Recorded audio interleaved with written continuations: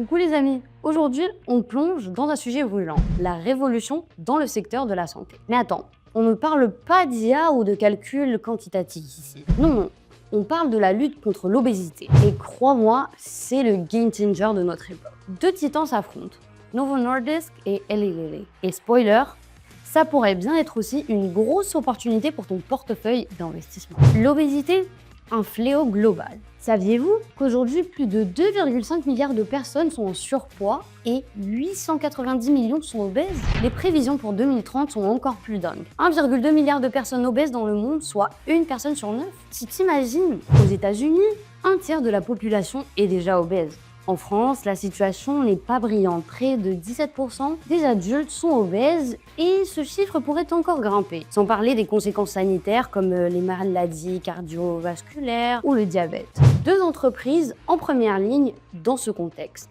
Deux géants de la pharma font la course pour proposer des solutions révolutionnaires. Novo Nordisk avec son traitement Wegovy et Eli Lilly avec son médicament Mounjaro. Ces thérapies ne sont pas juste prometteuses pour lutter contre l'obésité, elles pourraient carrément redéfinir la santé mondiale. Imagine les impacts sur notre société et sur les marchés boursiers. Et côté investissement, on fait quoi? Si tu cherches des opportunités dans le secteur de la santé, ces deux entreprises méritent clairement ton attention. Mais attention, disclaimer time, je ne suis pas conseiller financier, je partage mes analyses pour t'aider à y voir plus clair. Mais fais toujours tes propres recherches avant d'investir. Si ce genre de contenu te parle, abonne-toi à la chaîne pour ne rien manquer. Et check la description, j'ai mis un lien vers ma newsletter gratuite où je partage encore plus d'analyses et d'idées d'investissement. Commençons avec Novo Nordisk. Ce titan pharmaceutique danois connu pour ses traitements contre le diabète, mais qui fait désormais sensation avec Wegovy, un médicament révolutionnaire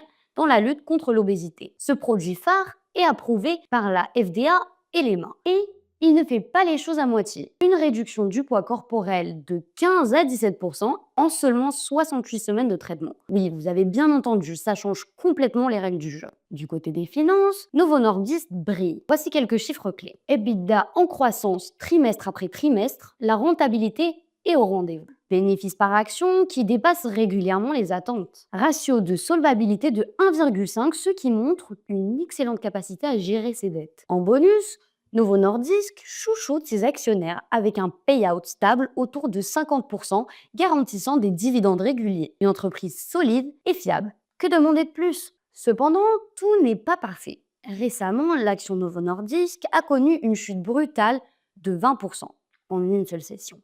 Et pourquoi? Leur nouveau médicament contre l'obésité, Corgisima, a déçu seulement 22,7% de réponses positives contre les 25% attendus. Cela peut paraître minime, mais dans le secteur pharma, la confiance des investisseurs peut basculer très rapidement. Les bonnes nouvelles, après cette chute, le volume d'échanges a explosé. Et des signaux comme l'indicateur Concorde montrent un retour des capitaux institutionnels. Traduction, les gros poissons voient une opportunité et reviennent à l'achat.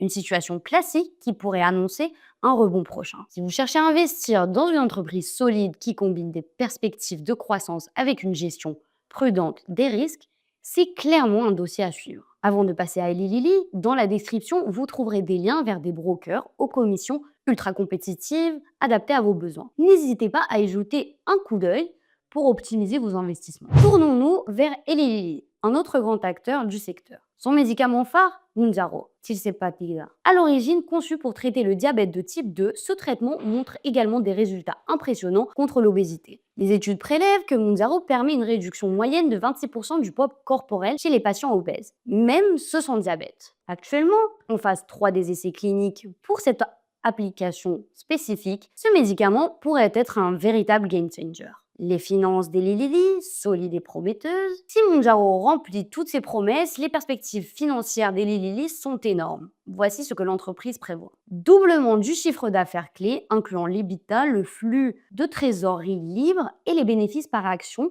dans les années à venir. Un historique impressionnant de dividendes, 11 ans de hausse continue avec une augmentation annualisée de 15% sur les 3 dernières années. Cependant, un point à surveiller, le payout ratio est actuellement autour de 64%, ce qui signifie que l'entreprise redistribue une grande partie de ses bénéfices. Bien que cela profite aux actionnaires, cela peut limiter les capacités d'investissement dans le nouveau projet. Sur le plan technique, Eli Lilly présente deux zones clés. Une première entrée possible autour de 730 $, la ligne rouge qui a déjà servi de support avec un rebond confirmé par un volume accru, et une seconde entrée à envisager si l'action dépasse la résistance des 850 $, la ligne verte, avec un signal RSI favorable. Face à ces deux géants, la question se pose, pourquoi miser sur l'un ou l'autre quand on peut s'exposer aux deux? C'est là qu'intervient la diversification intelligente. Si ton objectif est de profiter de la révolution dans le secteur santé sans dépendre d'une seule entreprise, les ETF sont ta meilleure option. Parmi les meilleurs choix pour s'exposer au secteur santé, il y a l'ETF Xtrackers MSCI World Healthcare. Il regroupe les leaders mondiaux de la santé, dont Novo Nordisk et Eli Lilly,